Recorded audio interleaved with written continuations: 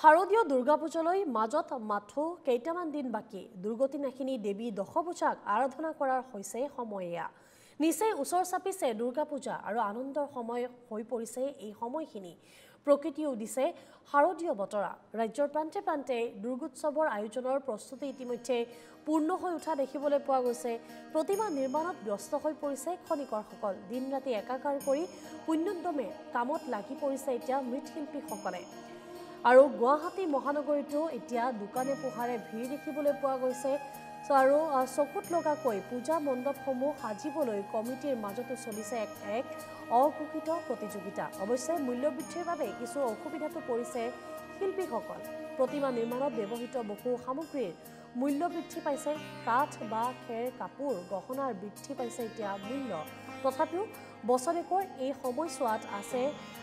এক সুকীয়া মাদকতাই বিৰাজ কৰা দেখিবলৈ পোৱা যায় এই সময়খন আৰু এই সময়ছোৱাতে ভাৰতবাসীয়ে কৰে পৃথিৱীখন ভালে থকাৰ প্ৰাৰ্থনা আৰু এতিয়া প্ৰান্তে প্ৰান্তে দুৰ্গতি নাশিনীক আদৰিবলৈ সাজু হোৱা দেখিবলৈ পোৱা গৈছে প্ৰতিগৰাকী লোক প্ৰতিমা নিৰ্মাণত ব্যস্ত হৈ পৰিছে সকলো মৃৎশিল্পীসকল ব্যস্ত হৈ পৰা দেখিবলৈ পোৱা গৈছে সমান্তৰালভাৱে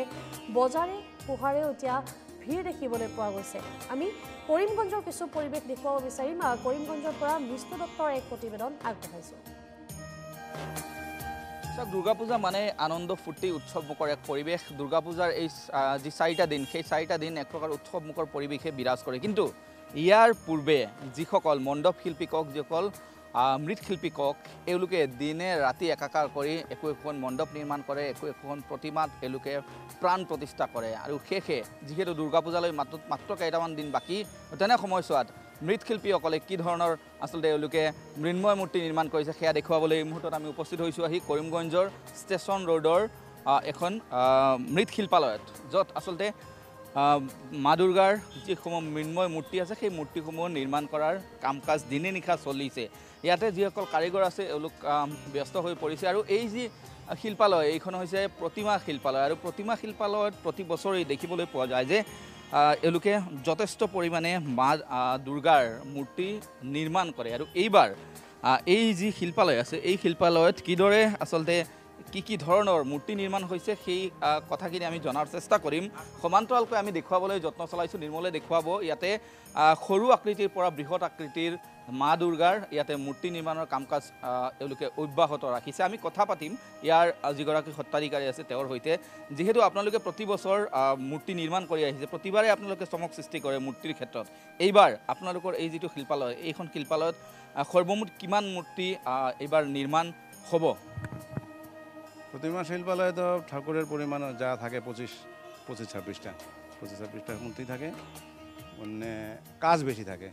প্রত্যেকটা কাঠামের সঙ্গে কাজ অনেক বেশি থাকে যার কারণে কাজের ইয়েটা বেশি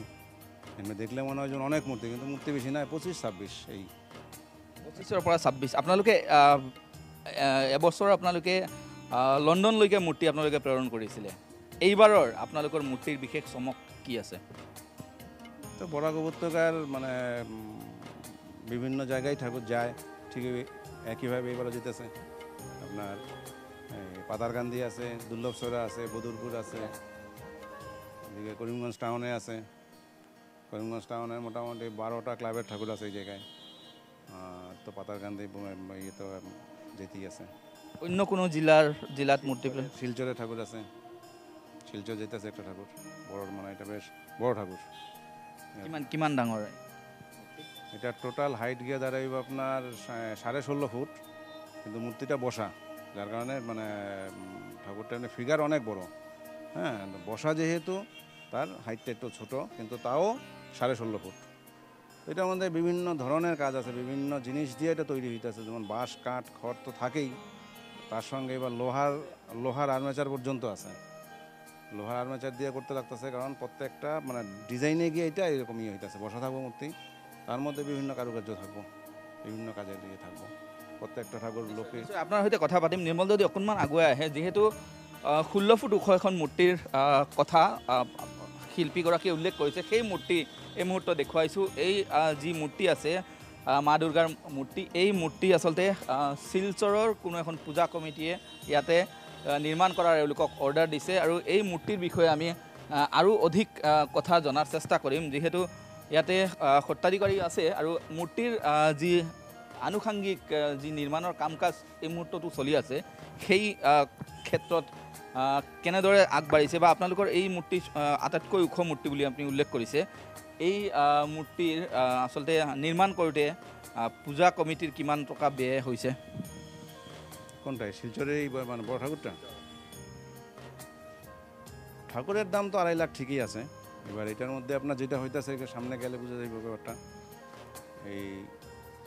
এই যে ঠাকুরটার মধ্যে আপনার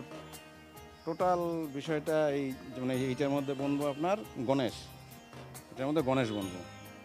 ঠিক এই ধরনের এই জায়গার মধ্যে মানে 5টা ঠাকুর 5টা আলাদা আলাদা এরকম স্ট্রাকচারের মধ্যে মানে বিয়ে করতেছে এইটা করতে গিয়া আমরা বাঁশ কাঠ প্লাই তো সব আছে এবার নতুন সংযোজন হইতেছে লোহার পুরো আর্মেচার হ্যাঁ এটা না রাখলে এটা সম্ভব না এই লোহার করতে গিয়া বেশ চিন্তা ভাবনা করতে লাগছে টোটাল বিষয়টা নিয়ে যে কীভাবে রাখা যায় কারণ কোনো ধরনের কোনো ফ্রেম দেখা গেলে চলবো না আমরা টোটাল ঠাকুরটাই মনে বুঝুন আলাদা একটা আসনের মধ্যে বসা ঠিক দুর্গা মা ঠিক এইভাবে এর মানে বড় বেশ বড় মানে 6.5 ফুট উপরে দুর্গা মা বইতেছে এই কইরা গিয়ে টোটালটাকে এইভাবে দাঁড়াইবো হাইট গিয়ে দাঁড়াইবো 16.5 ফুট আপুনি উচ্চতাৰ কথা উল্লেখ কৰিলে যিহেতু কৰিমগঞ্জ চহৰৰ কথা হ'ল বা জিলাৰ কথা যদি কওঁ তেতিয়াহ'লে আটাইতকৈ ব্যয়বহুল মূৰ্তি এই মূৰ্তি ব্যয়বহুল আৰু আপোনালোকে সৰ্বনিম্ন যি ব্যয়বহুল মূৰ্তি সেয়া কিমান বাজেট আছে একদম কমের মধ্যে ধরেন আপনি 20,000 পর্যন্ত 18-20,000 পর্যন্ত একদম নিচে আর মাঝখানে তো আছে আপনার মানে 1.5 লাখ টাকা 1,60,000 যেমন মদন মোহন কলেজের মাঠ দুইটাই এরকম 1,60,65 টাকা সৰ্বনিম্ন আচলতে এওঁলোকে উল্লেখ কৰিছে 20,000 টকা আৰু সৰ্ব উচ্চ বা সৰ্বাধিক বাজেটৰ যি মূৰ্তি সেই মূৰ্তি এই মুহূৰ্তত আমি দেখুৱাইছোঁ এই মূৰ্তিৰ